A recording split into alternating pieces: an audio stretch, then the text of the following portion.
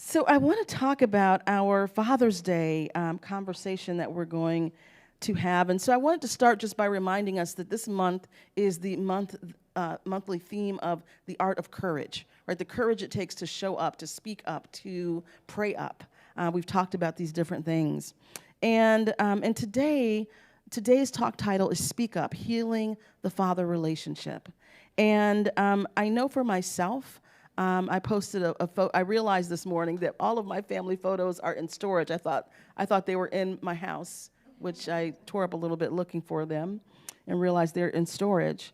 But I posted on Facebook a picture of me with my dad and my mom as an infant, and I couldn't find I couldn't find any other photos actually, and um, and so my father passed away last summer in July, and we had a difficult relationship through the years, but we were at peace when he passed. And one of the journeys for me that has been a journey I've been on my whole life is I love my dad and I know that he loved me in the way that he could. Um, and there was a type of father I wanted that never happened. And so part of my spiritual growth and development has been accepting that, right? And healing that. And I think that even if we did have a perfect relationship with our fathers, there may be things that we need to heal or discuss or look at or grow beyond or grow through. And so that's why today's talk is about healing the father relationship, whatever relationship you had with him. And for some folks, healing the father relationship relates to church hurt, right? Where it's like we have this idea of God as the father, this very sort of violent, vindictive, kind of father energy we've been raised with. And we know in Science of Mind that that is not true, right? The divine masculine and the divine feminine are both polarities. They have nothing to do with gender, but have to do with energies that are polarities and create a whole. So, with that being said, I want to introduce two fine fathers and men who I adore in this community, who are going to be in conversation with me. So, Mark Hurwich is a heart-centered coach serving purpose-driven leaders who feel stalled in their work or life. And his company is called Concentrated Coaching. Before that, Mark spent 34 years in leading strategy in global corporations and startups. He holds degrees from MIT and Wharton. And he brings over 1,400 hours of clinical training and modalities such as internal family systems, NLP, hypnosis, and the Akashic Records. And I adore Mark. We met a couple of years ago, and he is also a board member. And so I'm just glad that he is here and willing to have this conversation. And I want to introduce our next individual, then we'll have a seat and start our time together.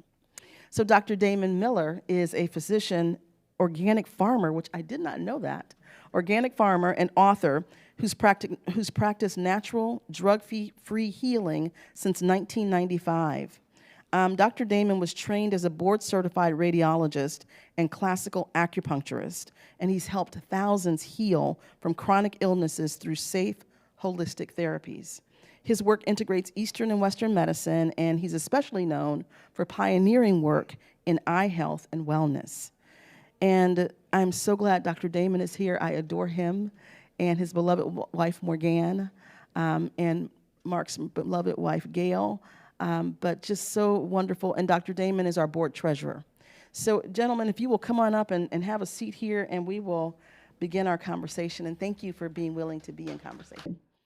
So here's what I thought we would do is just really for you to share with us. I would love to start in looking at your sharing of your fathers and your experience with your fathers. And so if we could start there, that would be wonderful. So I think my first question for each of you is if you could share a little bit about your father and what you wanted more of or less of from him as a father. Okay, I guess I'll go first. Hello? It's on. Hello? I guess I'll just talk loud. Yeah, thank you. So, my father was a really, really loving man with a strong sense of ethics and things that are right. maybe at times a handicappingly strong sense of that. So I love that element of him. He was a great model of being a loving father. My family had a lot of focus on intellect, and that was an area where he wasn't as strong. And and I think he got kind of teased a lot about that from other members of my family and my mom. So that might have been an element that could have changed a little bit. And I would have loved if we played more catch and stuff like that. But, you know, fathers are human, and he was. Yeah, my father died when I was 9. So one thing I would have liked from him is just more of him. But he was an interesting man. I mean, I know a lot more about him now than I did when I was 9. But he and my mother both were very loving. Were not afraid to say "I love you." I mean, that was said a lot in my home, and he traveled a lot. So that was also, even when he was alive, he wasn't present a lot. That was just part of his work. But he was very good with me in terms of just listening and helping me. If I said I wanted to do something, he'd go, well, let's do that. So he was very, very, I don't want to say permissive, but he basically listened very well. I'm aware of that now. And just one thing just about him that I want to say that I found out much later, but he had a lot of gifts that I never knew. Once I remember I was very young, he was on the phone with someone and he started speaking fluent German. And he was born in Indiana. He was a basketball player. He was 20 years older than my mother. And so he'd be like 129 now if he were alive. So I can forgive him for not being here. But but the good thing about him being gone, I mean, this may sound a little strange to say, but I didn't have a lifetime of conflict with him, so I don't have a lot of wounds from the father to undo. But one other little bit that I'm aware of about him is I found out much later that he was a conscientious objector in World War I. And he came from a long line of people who were, I don't want to say pacifists. I mean, he wasn't a Quaker or anything like that, although that was definitely in the air in the areas where I was born and he was born. But I just found out that and so if you were a conscientious objector, he ended up in, I think, a medic position. He'd always wanted to be a doctor. But just one little factoid, he had to drop out of college because prior to the First World War, there was a bigger depression than there was in the 30s. Nobody's alive to remember that now, but it was just a pretty terrible time economically. He had to drop out of school. He never became a doctor. He ended up going to work in the pharmaceutical industry after his degree. Beautiful. Isn't it beautiful that you're a doctor? Yeah, I mean, it kind of helps me understand where that came from. Mm-hmm. Yeah. Mm-hmm. Yeah, so his legacy lives on through you, which is a beautiful thing. What would you say is the impact of your fathers on you being fathers? Like if you were to draw a thread from your experience of your father, how has that most shaped who you are as a father? Yeah. Well, one thing, and I attribute this to him, but one thing I found with my own son, who's now almost 40 years old, is that growing up with him, I was never one to push, partly because it just doesn't work usually with kids. It's much easier to pull, to lead, to just offer this, I'm going to go do this. If you want to come, that's great. And he wanted to do this. So pulling him along was much easier than pushing him. And later, growing up, I my friends, the stories I'd hear of the experience that my friends had with their father, I heard about a lot of pushing and a lot of regrets about that. My son was quite talented musically, and I guess if I have one regret is that I didn't push him more into that. But he managed to find a way himself. He's quite a skilled guitar player, plays the bass, and his mother had a lot to do with that. But I would tell him when he was young, you'd be really happy when you're older if you could play the piano. But I guess he didn't hear that. But he's turned out very well. Whatever. I'm grateful. I guess with my father, and I didn't realize when I was growing up maybe how unusual this is, but he would always say, "I love you," like every single day. And I remember talking to him about other parents who maybe didn't have great relationships with their kids. And, he made it really clear that the possibility of his disowning any of us was not going to happen. So that was sweet. That's beautiful. Unconditional love. Yes, beautiful. So what, if anything, do you feel is the most, what can I say? What is the most valuable misstep you've made as a father? Can I tell a little story? Yes. Yeah, so I remember one day when my older son was probably around 4, he'd done something that just got me furious. I can't remember what it is now, but it got me furious at the time. And I was livid. I was thinking of all the things my father and my mother would do to punish me that I didn't want to do as a parent, but they were right at my fingertips. And I said something like, "Andy, I am so angry with you, I don't know what to do." And I had no more words after that, not because I was being intelligent, letting him respond, because I just had nothing else to say. And in that silence, my son said, "Oh, Daddy, I understand. Maybe I should go to bed early, like the next couple of nights." And in that moment, I realized that I'd had this belief that somehow I had to be a good father, and my model of a good father wasn't perfect, because who is? But with that interaction with my son, I realized that no, that's not it. I just had to be authentic. That if I was myself with him, that ultimately what needed to happen would come out. And so I think my son taught me how to be a good father. Yeah, that's, the first thing that comes to mind, you asked the question, is that, my son's mother and I divorced when he was still pretty young. He was a teenager, but, and I know that was very hard on him, and because he told me so. And I know he had a year or so of really having a hard time. His mother and I have made, and I think have done a pretty good job of staying together, being parents, realizing that we have this child together, that we have to be parents. But it just wasn't in the cards for me and for her to stay together. Mm-hmm. And looking back, I don't think there's any way we tried, but any way we could have made it work. But I think that was I count that as a misstep. Mm-hmm. And just to kind of tag on to what Mark was saying, I wasn't raised with corporal punishment or spankings or anything like that, and I was determined that there had to always be a better way than hitting your kid, and managed to find ways to deal with things. Mm-hmm. Like what? Mostly, it was kind of like what Mark is saying. It's just sort of being honest.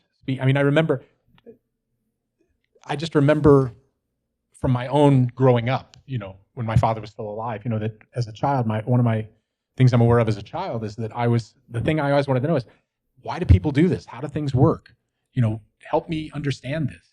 And my father, I could ask him questions about that, and he would try to answer. He would try his best to answer. And so I would kind of be listening for if Adam was. There was one thing. This is years before we got divorced, but I just remember. I think he was about 3 years old. He's in a car seat. He's in the back of the car, back seat. We're driving somewhere, and just out of nowhere, he just says, "Daddy, why do people fight with each other?"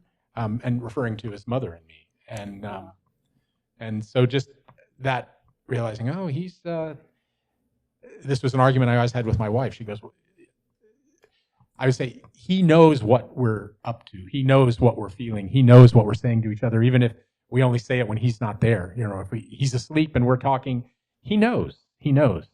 He knows. And so I always, I never assumed that he was shielded from anything that was going on, and I just wanted to help him understand. So, what would you say is the thing that you haven't said already, the thing that you are most proud about in terms of how you've raised your children, and also you both have grandchildren, right? Yes. And also your grandchildren.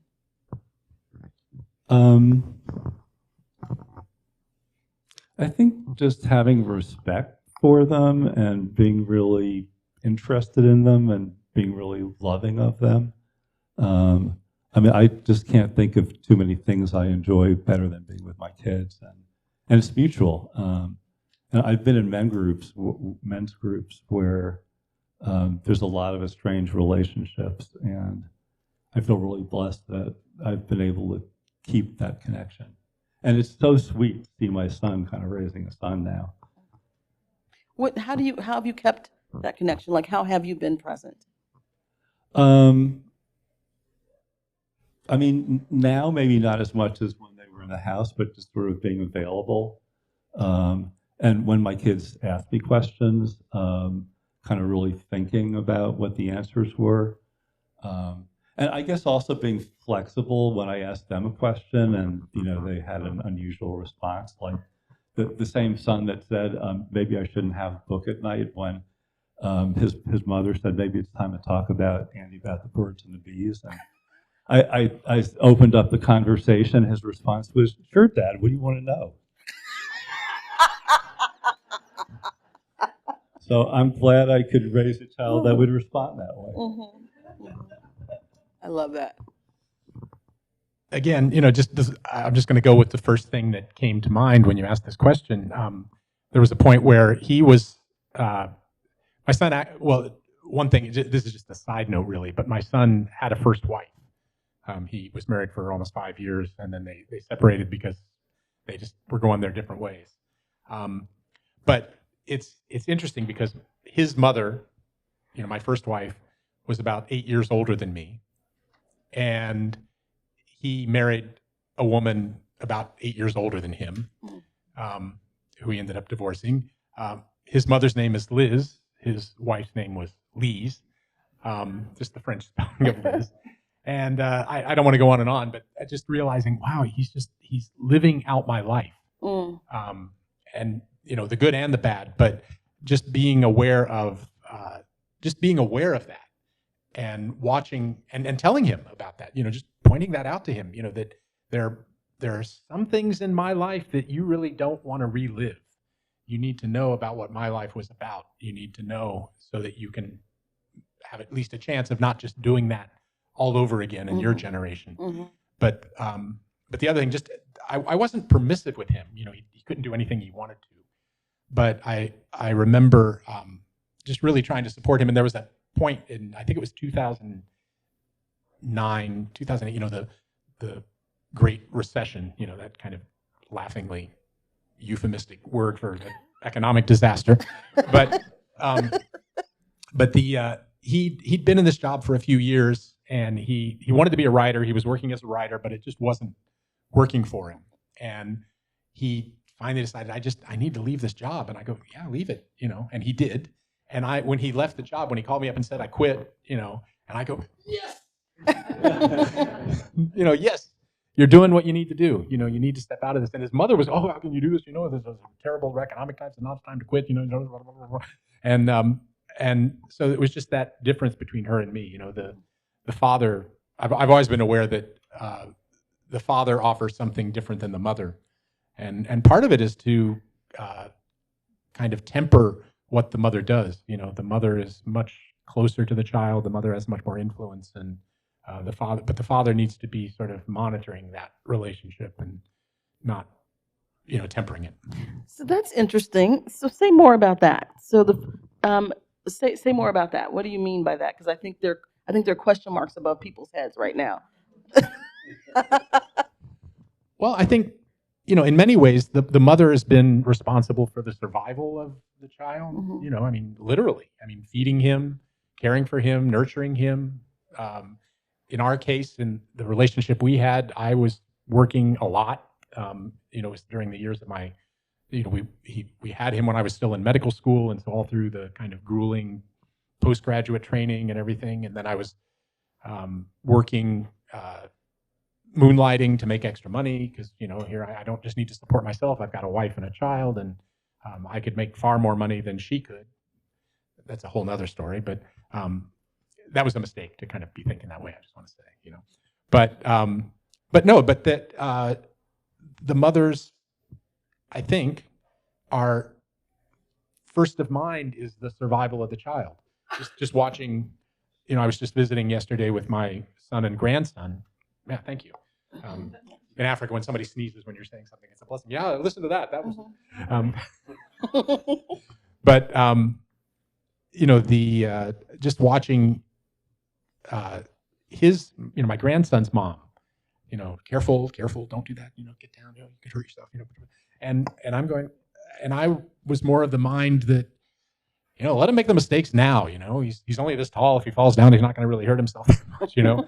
Let him fail at school. Let him do what he's doing and see what the consequences are of that when he's 12 years old and not when he's 30. Mm-hmm. So there was a part of that kind of countering that protectiveness, that almost, I don't want to say smothering, but that kind of, mothering instinct, which is good, but there needs to be a little balancing to that. Mm-hmm. Let him go out, let him try. Mm-hmm. Let him do. Beautiful. Thank you. Will you share about the role of spirituality in raising your children? So, as a father, how did that factor in? Because you both are very much in spiritual community now, and so how did spirituality play a role in you as a father? I would say for me that was something where, at the time, my wife kind of took the lead. So my family of origin was very oriented to my mother and her family, which had a bunch of sisters, and they were all kind of fairly religious. And her parents, of course, were Orthodox Jews. They became conservative Jews. My father really never been brought up in any tradition, even though his father was a rabbi when he came over here. He was also a lawyer who didn't like the ethics of other very religious people, and so he became an atheist. And he thought it'd be a good strategy to let his son decide what he wanted to do when he grew up. And I don't think that's such a good strategy because you need a certain amount of training to do things, and when you're in your 20s, it's kind of hard to get that training. So I was a journeyer. I think a lot of my youth, I was, very strongly point of view, atheist and all that stuff. And somehow when we knew we were having kids, my wife and I decided it would be good to start to, check out different synagogues. And we did, and we found one, and we really liked it. And so I think kind of over time, I got less, what's the word I want? Rigid about what religion, needed to look like, and more accepting and more willing to have experiences. And part of that was because we wanted our children to have that experience and not have to, in their 20s, kind of start on that path. Mm-hmm. Yeah. Beautiful. Thank you. Yeah, in a way, I wish there'd been a little more spirituality in the fathering I was doing. It wasn't absent, but it wasn't structured. It wasn't formal.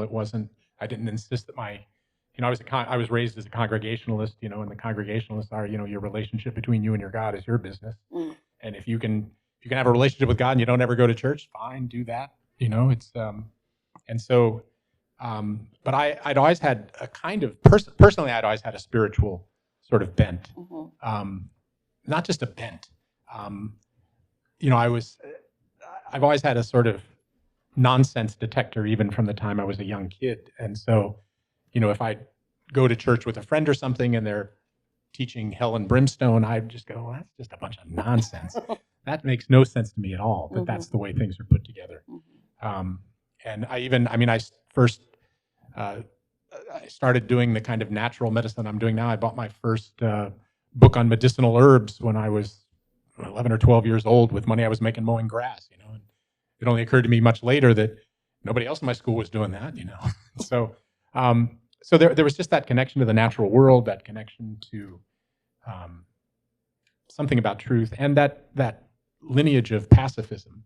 I made it really clear to my son, this was after the Vietnam War, but made it really clear to him that no way in the world, that there were a lot of things I'd let him do, but I would never let him go to war.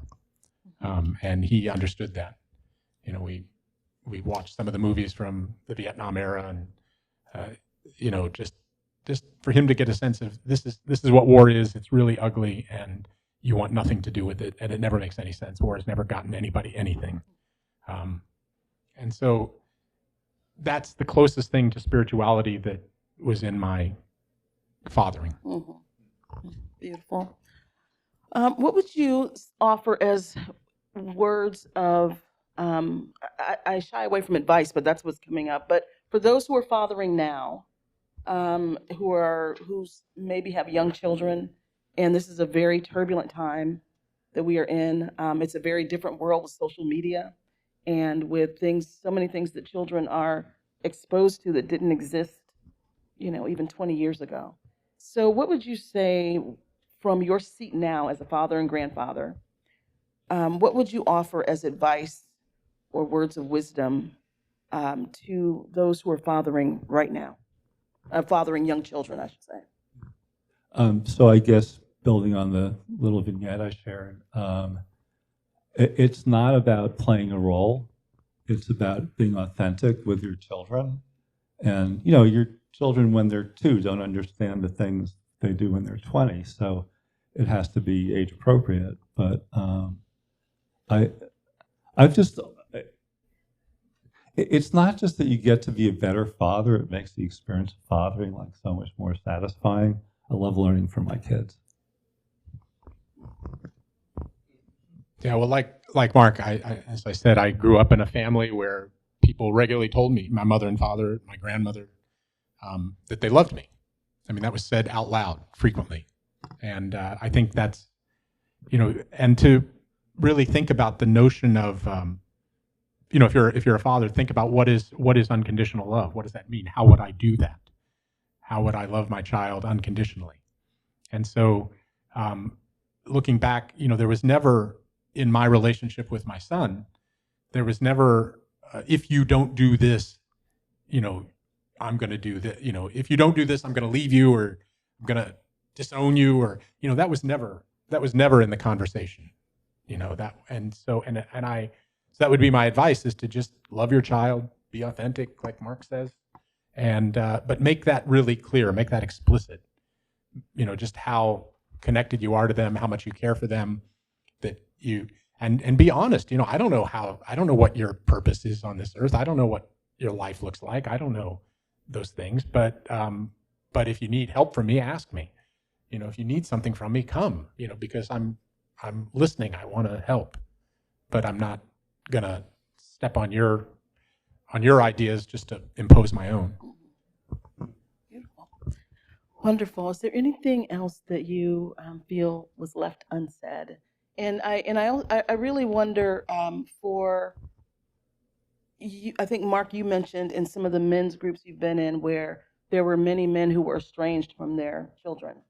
And I know during the pandemic, in my coaching practice, I coached lots of men, male executives, and what I saw during the pandemic was, for the first time, for some of them, they had to be at home, right? So they were home for dinner. They were working. They had to work from home. They had to take on more care of their children, and it really shifted for them.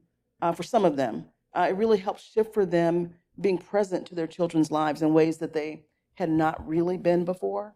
And so I saw that as sort of a byproduct blessing of the pandemic for some people, was it really helped reorient them to to their families that they were busy providing for, but they weren't physically present for, right? So is there anything you would offer to the men who are estranged, the fathers who are estranged from their families, either because of work or emotionally? What would you say to them or offer? Um,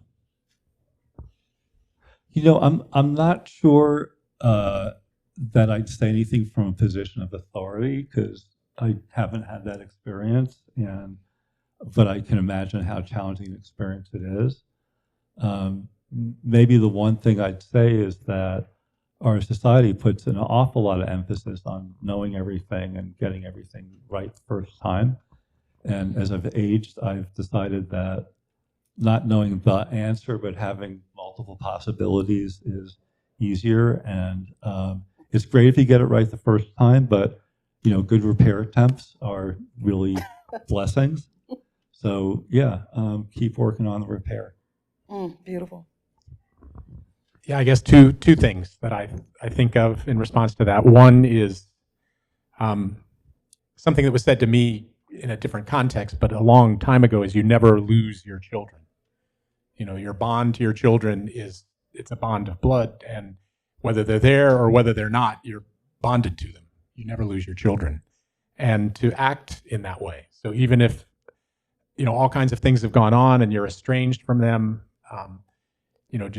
I always trust, my first assumption is that people did their best. And even if that didn't work, you got to keep trying. I mean, that's part of being a parent, is you do your best, you look back, you go, well, that didn't work very well, but you show up the next day.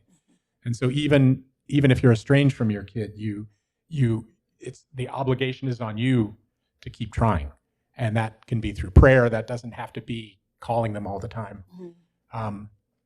And the other thing that, a little different, but I've spent a lot of time in West Africa. I've worked with healers there. I've known a lot of people that have come over here, in the African diaspora. And one of the things that's, you hear, and you kind of attribute this idea, it takes a village to raise a child. That's kind of an African idea.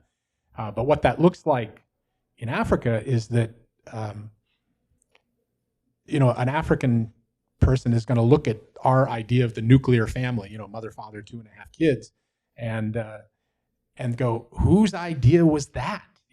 How in the world could anybody think that two people are going to offer everything that one child needs?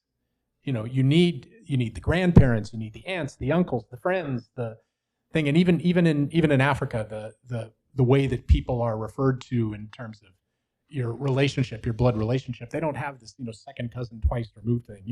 If they're your age, they're your brother or your sister. If they're your parents' age, they're your parents. And if they're older, they're your grandparents. They're the elders. And so it's just a much simpler kind of language to talk about how all the adults relate. But my closest friend from a village in West Africa, they would disappear for a week. They would go live with their aunt and uncle, and because they just couldn't deal with what their mother or father was doing, and that was fine. They knew they were safe, they knew they were fine. But what I'm trying to say is, cultivate those other adults in your life, your relationship with the other adults who can come and help and be there for your kids, and to help with that parenting. If I can add something, when I reflect on my men friends who've had challenging relationships, it was really helpful for them to talk about it with other men. So hopefully we'll be getting a men's group going here, and there are ones you can find in the area. So if that's going on, find some buddies. It's hard to talk about, and it's a very, very difficult thing to manage alone. Beautiful. Thank you so much, Mark and Dr. Damon. And Connie, did you have your hand up? Yes.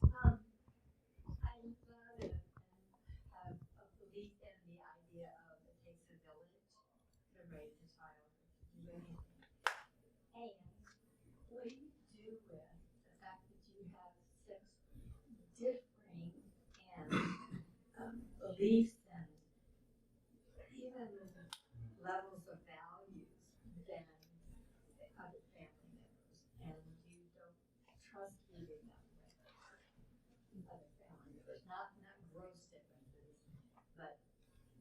you don't want your child to grow up with a thumb. Beautiful. I'm going to repeat your question so they can hear it online. So Connie's question is, so yes, it takes a village to raise a child, and then what happens if within your village there are varying values, varying practices, and things that you may not want your children to be exposed to because they're not the values that you hold? Thank you, Connie, for that very difficult question. Damon, thank you for starting. No, that's a tough one. That's a very tough one. I think you pray about it. Did you say that? Yeah, I heard that. I was thinking the same thing. That's why I heard it. Yeah, I think you just have to. It's like anything else. You have to. What is it that you're holding? You're holding that you want your child to have a great life. You want them to live the life of their purpose. You want them to, learn from different people, different things. Learn what they need, and you have to hold that as a value and trust that that will be called forth. I would not. I would not let my kid. If I were a parent now, I wouldn't let my kid go over to a home where I knew that there was just a lot of 24/7 toxic TV on, and everybody's talking about the latest thing of inducing fear. I'd want to shield them from that. So I would. You would have to use a lot of discretion, but also, how do you call in what you want? You hold it as a in CSO, you hold it as a mental equivalent. Mm-hmm. What do I want for my kids? What do I want? Yeah. And trust that will come forward. Beautiful. And I will also say that one of the things we know as we become adults and start adulting is that we have our birth family, right, our family of origin, and then we have our chosen family, right, where we actually, to your point, Damon, like we magnetize those folks around us who share our values and share our beliefs. And that's one of the beautiful things of spiritual community. We're having a very strong and solid spiritual community. We're babies here at Silicon Valley because we're a startup. We don't have a family ministry yet, but for many families, part of that village is the spiritual community, right? Where there's a strong youth and family component, because you're with people who once you go through classes with people, you get to know them in a different way, at a different depth, and you begin to understand who your chosen family is. Right, and who you can trust your children with, and it may not be the family of origin, and there may be other people who come in to support that. Yeah. Did you have anything you wanted to say about Connie's question? What time is it? I think we're okay. All right. Yeah. Yes. I know. We're gonna wrap. We're gonna wrap up now. Yeah. Did you want to add something? All right, so we have completed our conversation, unless there's anything else anyone wants to add or say here or add to this. So I would just love to thank Mark Hurwich and Dr. Damon Miller. Thank you so much for sharing your journey of fatherhood and sonhood. Thank you. Thank you. Mm-hmm. Thank you. Thank you.